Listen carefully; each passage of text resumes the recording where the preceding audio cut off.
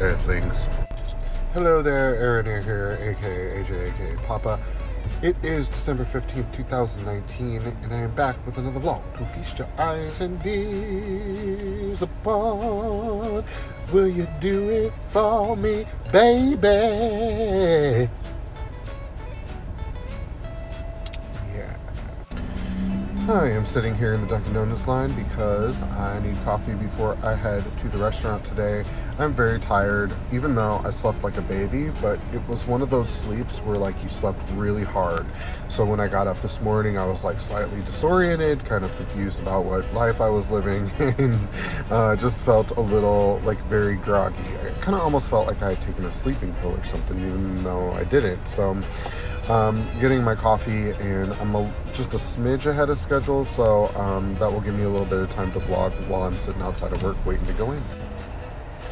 Speaking of having this sensation of having having taken a pill last night or something when I didn't, I don't know if you guys ever have this sensation. I know it happens with addicts. You get these kind of flashback hangovers, and for me it's only ever happened after I've had a dream that I've drank after all this time, and I'll wake up and I'll have like the taste in my mouth, and I'll feel dehydrated, and I'll feel like a headache, and I'll just feel like full on hungover, and it's super unnerving when it happens. I don't know if that happens with people who aren't addicts. Maybe it's just with us because of the fact that we're so hardwired and our body has experienced it in such a dramatic way that it remembers it very clearly. But I know for me, man, I'm happy that I have them once in a while because it reminds me how much I don't miss it at all. So there's a new guy working the drive-thru today at Dunkin' Donuts, and when I pulled up, because I know everyone there, but it's not uncommon for them to have new people in the drive-thru because there's a fair amount of turnover there. But what I noticed about him almost instantly is that he had hazel eyes, and I see hazel eyes, and it always throws me back a little bit, and I'm fascinated by them because they're not really green and they're not really brown. They're just an interesting, weird in-between color. And so I was sitting there thinking to myself the genetics that go into that color becoming a thing, and how much of an anomaly that is, because of the fact that most likely, and I don't know for sure, but most likely that's a recessive trait and or an abnormality in the way that the genes lined up. But I'm sitting there thinking all of those things at one time, and then I'm kind of glazed over, and when I come to, I realize I've been staring at this dude the whole time I've been thinking that stuff, and he is looking at me very politely so, but also very, very like, why are you staring at me, bruh? And I was like, oh, I'm sorry. And he was like, oh, no problem. And I was like, no, I'm sorry. I was just like somewhere else. And he was like, no problem. And I drove off, and I was like, man, how awkward are you? Because I almost went into explaining, well, I was thinking about your eyes.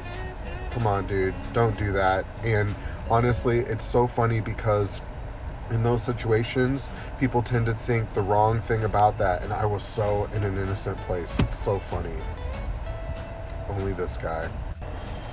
So I did have my first day at the bookstore yesterday, and I just worked a 4-hour shift. It was good. I absolutely love the atmosphere there.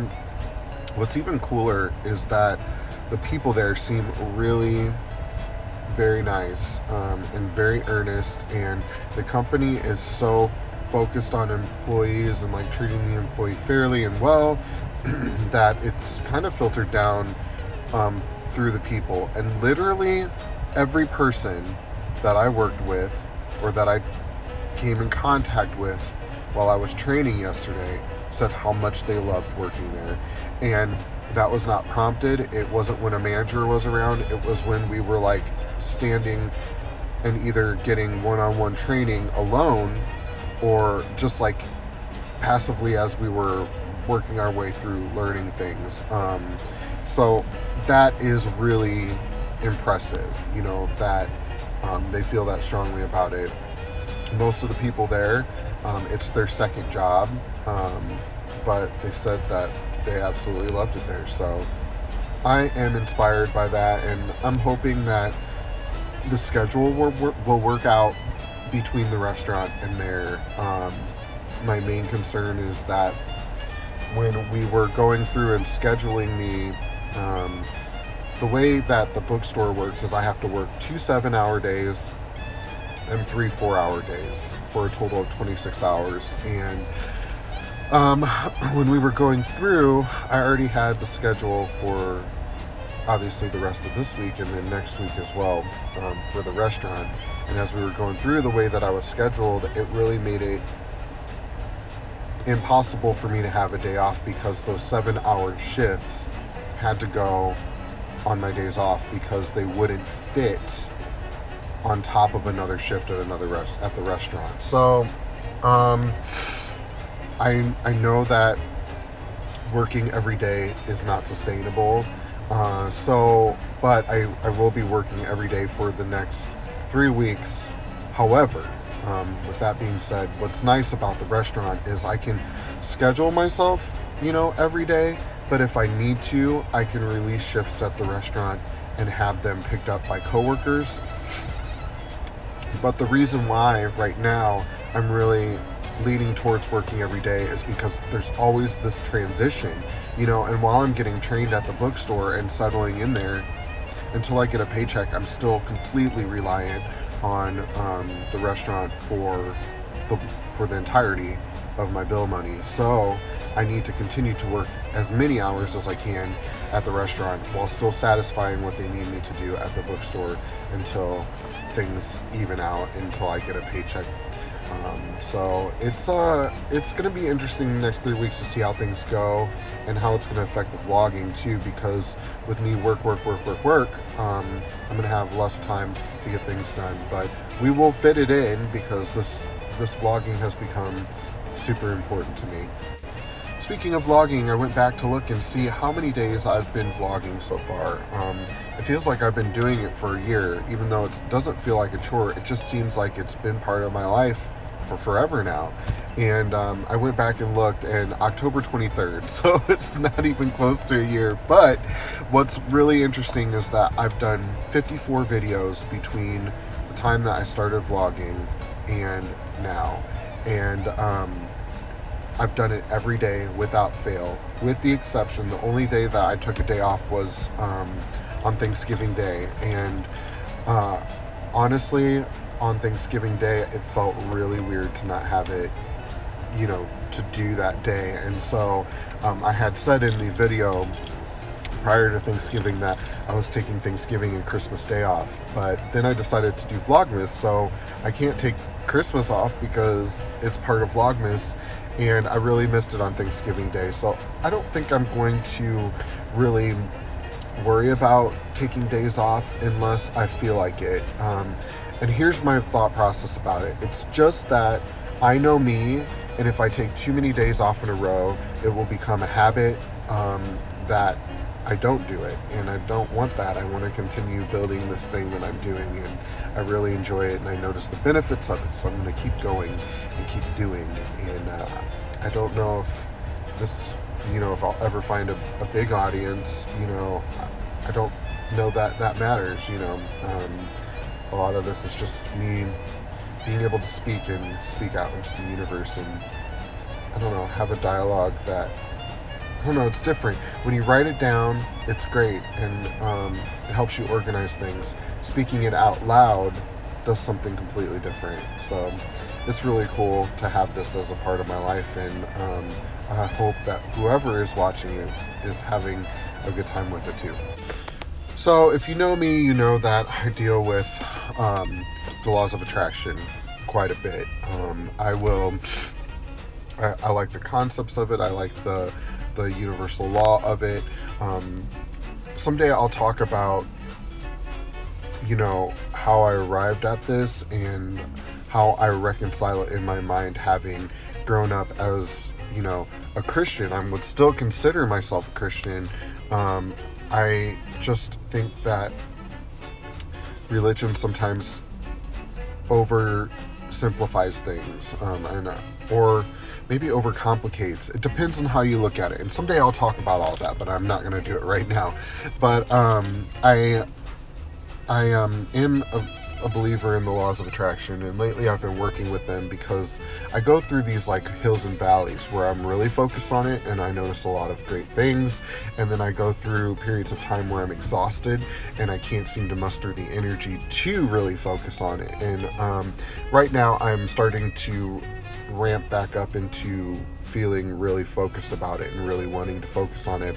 And so at night I've been doing sleep hypnosis, and I find it really useful. It helps talk me down into a sleep brain wave, and I sleep a lot better that way. And then while I'm sleeping, it just speaks to my subconscious mind about laws of attraction. But anyway, I say all that to say this. I have always had this thing in the back of my mind that, whenever I find a penny, I'll pick it up. Whenever I find, a nickel or a dime or whatever. But specifically, dimes. Every time I find a dime, I think to myself, ooh, I'm coming into money, because of the fact that people throw pennies all the time. They don't think about it. And nickels too. It's a coin that's not really, people don't care about it. But dimes and quarters, you start to get into like a realm of like, oh, people care about those coins. They realize if they save them, they add up quickly. So, but I don't find a ton of quarters, but I do find dimes. And over the past couple of days, since I've continued doing the law of attraction sleep hypnosis, I keep finding dimes everywhere. And that's kind of they talk about nods, the universe nodding at you, or showing you small signs that you're on the right track to the big thing that you're wanting. And so I've been finding dimes everywhere, and I just think it's cool. Whether you see the universe as a god figure or just the universe, it's all the same to me. But it's a nod at you being on a good path towards finding what it is that you are hoping for or believing for. And so yeah, I found a dime right before I got in my car to go get coffee this morning. So I'm excited for that, because I think I'm gonna have a really good money day. I'll let you know. The thing about, believing that you're going to have a good money day or whatnot, especially in the realm of like work, okay? So you say, okay, I really want to have great money today. I want to make good money. I want to make great money. I want to come across money. I want to find money in everything I do. I want people to be generous, especially in like a service industry. I would like people to be generous and really recognize my value and whatnot. So that's all fine and good, and you set that intention and you really focus on it, and you go into your day with a great attitude. But here's where a lot of people fall short, right? So you can't go in there and say, I don't feel like working. I don't want to work. I don't want to, like, for instance, at this restaurant here, I don't want to fill the ice. I don't want to stock the glasses. I don't want to do all of this stuff. You can't go in there and then not want to work, because that is the avenue that brings the money, right? So you have to go in and work and do the work, even the work that is not directly connected to money, right? So if you think to yourself, oh, I'll do everything I can for my tables, but when it comes to doing things that help myself and my coworkers stay stocked and stay ahead of schedule, I'm not going to do any of that stuff. That's going to knock you out of that receiving mindset, because you're thinking of not being forthcoming. You have to be of service in order to receive, right? You have to give in order to receive. Like, in order for you to really be open to receiving the best possible scenario, you have to really be more open to giving than anything else. You have to give of yourself to receive.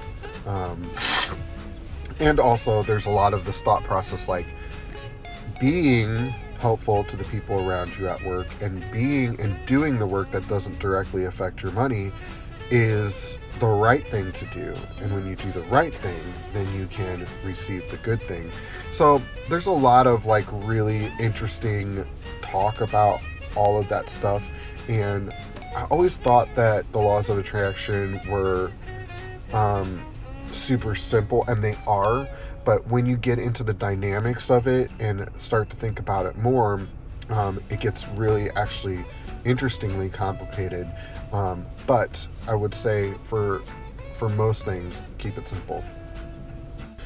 Another thing about like the concept of doing the work to receive, you have to keep in mind too that you can't, if you go into the work, doing the work for the purposes of receiving in return, then you are doing the work for the wrong reasons, and therefore are blocking a portion of what you receive. And so,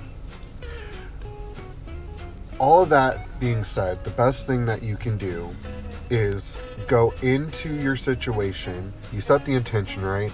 Set the intention, forget the intention. Once the intention's set, you're done with that part of it. Now move forward with doing everything that you are supposed to do the right way that you're supposed to do it, because it is the right thing. All right, and then do it, and this is really, really important, and do it happily. Don't do it because you're supposed to or because you want something. Do it happily because it's the right thing to do and because it makes you feel good to do good things. When you get out of your own way or get out of your ulterior motive for things, ulterior motive, did I say ulterior motive, then you are able, once you start doing things for the right reasons and get rid of the ulterior motives, you put yourself in a position of receiving, and you do it in such a way that brings you joy anyway. By the time you receive what it is that you intended for, it's almost like you don't need it because you were so joyous about the process of getting there. And there, that's what it is. It's in the goodness of living. It's in the joy of living. People who receive constantly things that they want and need, they almost do so in a way that they don't even know that they're setting the intention, because they're so focused on the moment and on living a good life and on being a good person and on helping others and on giving to others and on being selfless and on being generous and on being these things that are focused outward, that they can't be out, they can't outgive. It always comes back in such a way that they are never in need, and it's really interesting how that happens, because I think especially in the world today, we get so caught up on scarcity, we get so caught up on thinking, I don't have enough, that we clamp down and latch on to everything we have, and that just stifles the flow, and it doesn't allow any new. If you just like latch on to everything that you have right now, you'll only ever have what you have, right? So you can't get new or better or bigger if there's no room for it to come, and so sometimes you have to let go of the old so you can get bigger and better. It's all a part of this like constant movement of things, and just don't get attached to things. I think that so often we are like, oh well, that's a thing that I really love and that I cherish. Well, yeah, but who's to say you won't love and cherish the next bigger, better thing too? It's just a thing, and we can't take it with us. So get out there, enjoy life, live it well, live it as a good person who is considerate of others, who helps others, who gives to others, and do it happily and willingly without ulterior motive. And then once you do that, you'll see everything in you will pop into place. Good thinking, Papa. Alright guys, I didn't mean to get off on all of that. I am not a guru. These are just thoughts of mine, and I've studied this type of thing a lot, and someday I will talk a little bit more about how this all intermingles with Christian faith too. It's all the same thing, and biblically it's all the same thing, and whatever you call it, it doesn't matter. These laws are in place, and whoever put them there, or whether or not they always existed, it doesn't matter. If you get all caught up in titles and stuff, you miss the whole point of it, right? Anyway, I didn't mean to get into that, but it is time for me to go into the restaurant and get things set up and ready to go. I love you guys very much. This video is already super long, so I don't know that I will do much vlogging later on today, other than to maybe let you know if me seeing my little nods from the universe were indeed a sign of my prosperity today. But with that being said, I'm going to forget about that and go inside and be good to the people around me. And I will talk to you guys later. Bye. Alright guys, how's it going? I am home and it's been a long day. It's about 9 o'clock at night and I just got home. I brought Zach a little bit of dinner, but I haven't really eaten anything. And I'm not sure that I'm really going to. I think that I'm just gonna like make a shake with just like some fruit, like a smoothie or something like that. I'm not really feeling like a full meal. I thought about making some curry, but we're just kind of wiped out and I don't feel like it. So I wasn't initially thinking that maybe I would do some beautiful food footage, but I think that I'm gonna save that for tomorrow because I don't have a ton of time to vlog tomorrow. And I got a lot of footage for today. So anyway, if you're wondering how my day turned out money-wise and if my little nods were a sign of prosperity tonight, I would say that yeah, they did good in that it's not that I didn't reach all of my goals financially, but for the type of day that I had, the fact that it was slow all day for a double and Sunday, on a really slow Sunday, I made really good money. So I didn't quite get to everything that I needed to make, but I got really close. So I'm thankful for that. And some might see not reaching every dollar that you need as a failure, but I would say that I just see that it's a chance for improvement and it's a chance for me to see an even more incredible miracle or a really a more incredible manifestation tomorrow. So with that being said, I'm going to say goodnight to you guys. I hope that you all had a good day and I will see you first thing tomorrow. I'll talk to you later. Bye.